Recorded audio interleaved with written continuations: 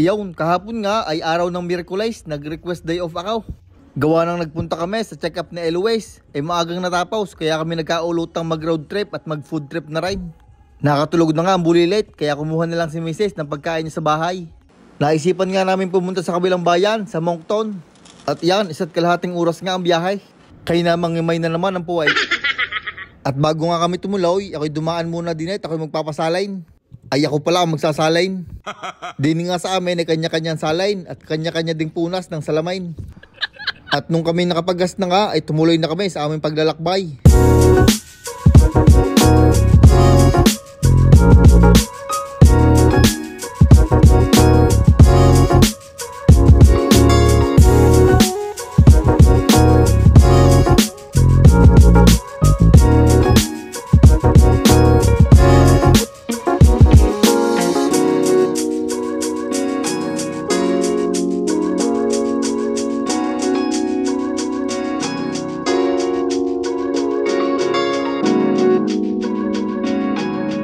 At yun nga, pagkalipas ng 1 oras at 36 minutos na pagdadrive, abay sakto yawn. Nakarating na kami din sa aming pupuntahang kainan. Ay talaga naman pagkaparada ay inat ay ng kainain naman. At gawa ng tulog nga si Elo kanina ay mag-outfit check nga kami ng mabilis. Si Elo at ang dalawang mangungubrang magulang. Dini nga kami kakain sa Kim's K Chicken. Dini lang yan sa Moncton, tapat ng itim na sasakyan na naandar. Nakapunta kami din gawa ng nakita ko sa TikTok, kaka-scroll ko. May vlogger na kumain din mukhang masarap. Siguro yung tenda nila din manok. Ari nga ang itsura sa loob ng kanilang kainan. Napakaaliwalas at malawak ang kanilang pwesto. Kaso medyo madulas lang ang sahig nung kami nagpunta. Ang kagandahan pa din malalaki ang kanilang bintana kaya maliwanag sa loob. Ari nga pala ay Korean restaurant.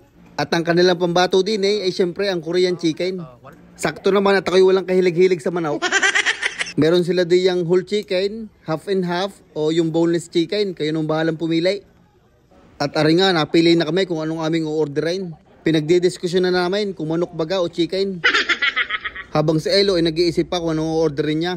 At nung nakapag-isip, ayan, tinuro na lahat. Plus ako'y nagutom sa biyahe.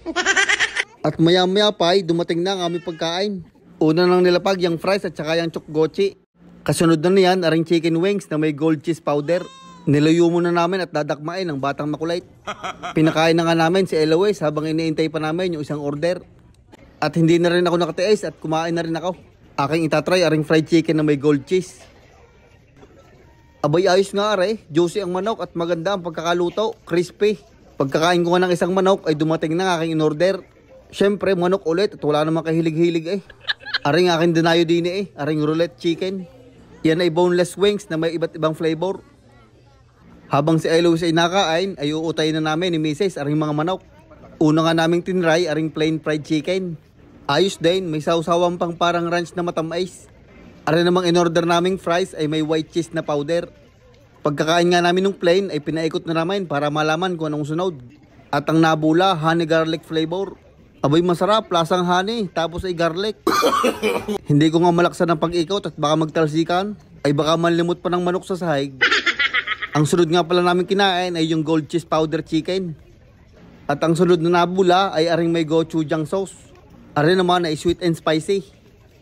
At ang pinakahuli namin kinain ay yung may white cheese powder. Masarap lahat ng flavor na aming natikman. At ang aming pinakagusto ay yung gold cheese at saka yung honey garlic.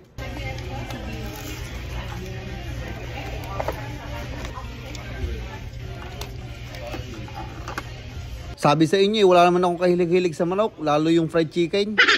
Pagkatapos nga, ay may mga natira, kaya ipapabalot na lang namin bago pa ako tumilaok.